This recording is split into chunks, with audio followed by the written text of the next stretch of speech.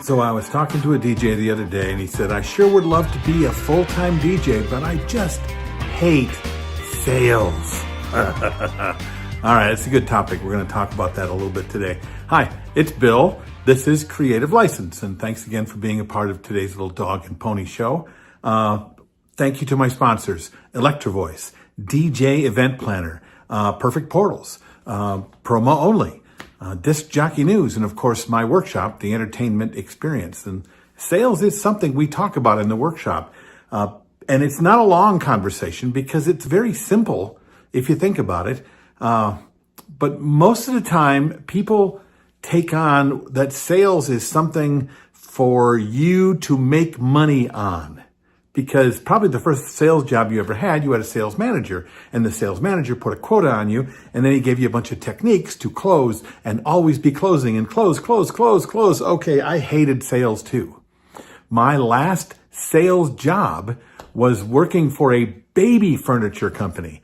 And with my small commission, the only way that I could make any money was to talk the people who were trying to buy cribs and car seats and bassinets into the most expensive things in the store, when the most inexpensive things in the store was really all they needed.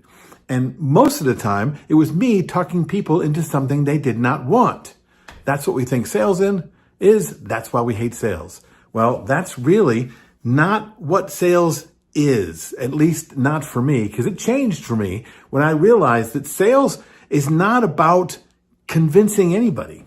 Especially where we're concerned, because people come looking for what we do. If someone sends you a note and they want to meet with you, they are already wanting to buy what you have. So what do you have to do? Well, you don't have to do anything really, except for spend some time getting to know the people you're with and listening. I mean, really listening. Using your ears twice as much as your mouth. Let them do the talking. Ask them questions about themselves. Get to know somebody. Trust me, the last time you went to go buy a car, if you knew somebody who knew a guy, that's the guy you bought from, right?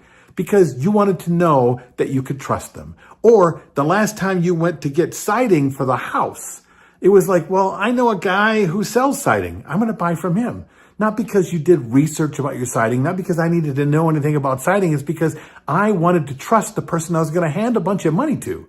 And how do you do that? Well, you need to spend some time actually talking to these people and listening. Because I heard a sales guy once say to me, well, we're just there to find a way to help them buy, not to sell them. You want to try to help them buy, which means you need to understand what they're really looking for. And most of the time, they are not looking for what you think they're looking for. Okay, we've got this service, we've got music, we've got equipment, we've got the stuff they need to be able to do this. We have all these skills to be able to give them what they want. But what do they really want? They don't want to buy you and your stuff. They want to buy what you represent, right? They want to see in your eyes and hear by the way you listen to them that you are going to have their back. That you've got this.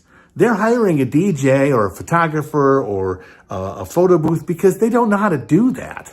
Okay, so by the time you're done talking to them and listening to what they really need, they should be able to say to you, you look like you've got this. You've got someone I can trust. You are someone that I can trust to take on what I need. A great party, something I have to worry about, photographs for what I have, a great bunch of great party music for my friends to jump up and down to. Can you give them the thing that they're really looking for? Can you say to them what they're really looking for without using a bunch of gobbledygook industry terminology that we end up using that makes no sense to them, and it makes them think they're being sold? Because you don't really want to sell, do you? You just want to make available what you have to them in a way that they know that you're going to help them. And if that's the truth, if that's what happens, there's no amount of money that will keep them away from hiring you. I'm going to try to do a few things on sales, maybe not every single week, but when I come back, I'll talk about this more and more. This is Bill. This is Creative License, and I will see you next week.